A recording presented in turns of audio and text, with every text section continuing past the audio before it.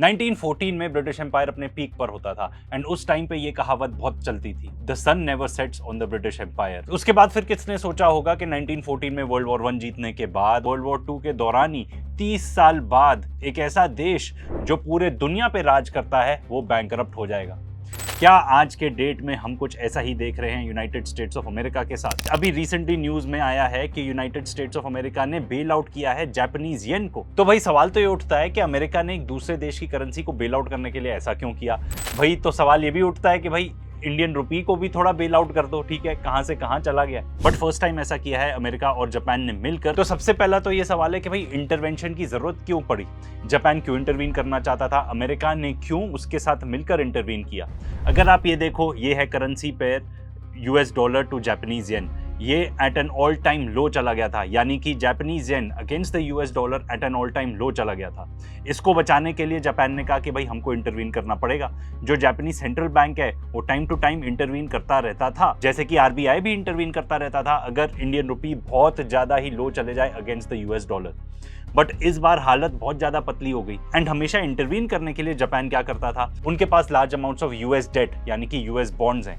तो जापान क्या करता था, यूएस बॉन्ड सेल करता था, यानी कि यूएस डॉलर सेल करता था ताकि जापानीज येन जो है वो ऊपर आ जाए। बट आज की स्थिति में ये देखते हुए कि जापान है the highest holder of US treasuries यानी कि यूएस बॉन्ड्स, तो यूनाइटेड स्टेट्स ऑफ अमेरिका ने सोचा कि भाई अगर जापान इसी तरीके से यूएस डॉलर अपना बेचता रहेगा जापानीज येन को बचाने के लिए तो ये उनके लिए बहुत बड़ी प्रॉब्लम हो जाएगी। तो इसलिए अमेरिका ने जापान के साथ मिलकर ये किया।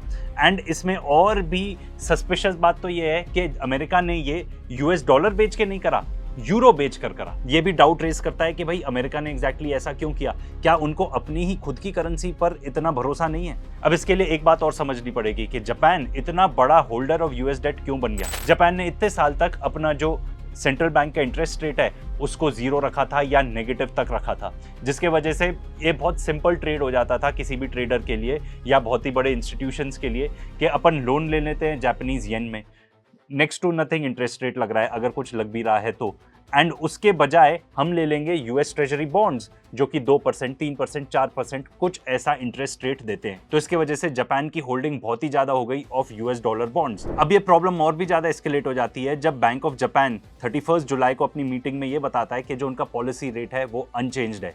इसके वजह से जो जापानीज येन था वो और भी ज्यादा गिरने लगा अगेंस्ट द यूएस डॉलर, इसलिए और ज्यादा इंटरवेंशन करना पड़ा। तो जब भी इंटरवेंशन करते हैं तो यूएस डॉलर को बेचना पड़ेगा, जापानीज येन को खरीदना पड़ेगा। यही करते करते जो यूएस के बॉन्ड्स हैं वो भी बेचने लगे। तो भाई ऐसा पॉइंट आ गया जब इतने बड़े बड़े देश, बड़े बड़े फाइनेंशियल इंस्टीट्यूट्स अगर नहीं चाह रहे तो फिर भाई जो प्राइवेट इन्वेस्टर्स हैं उनको और भी ज्यादा इंटरेस्ट रेट देना पड़ेगा यूएस बॉन्ड्स के ऊपर।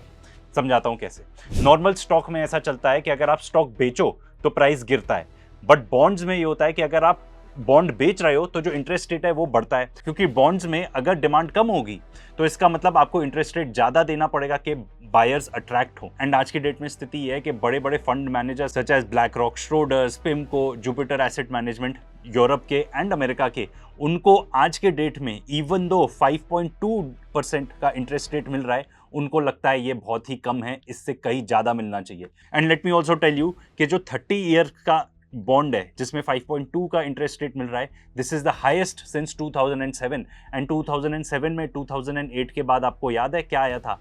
सबसे बड़ा फाइनेंशियल क्राइसिस जो सब प्राइम मॉर्गेज क्राइसिस था।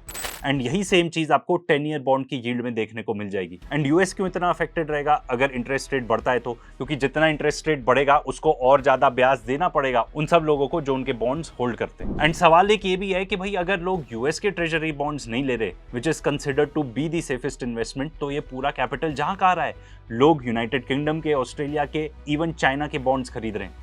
तो जो at one point of time was considered to be the safest investment, आज के डेट में ऐसा नहीं है। लोग नहीं कंसिडर कर रहे कि अमेरिका का debt is the safest investment in the world. And आज के डेट में अमेरिका के लिए बहुत ही बड़ी खतरे की घंटी है, क्योंकि जो उनका डेट है that is about to reach $40 trillion. अब ग्रेट ब्रिटेन की एनालॉजी पे आते हैं। The sun never sets on the British empire.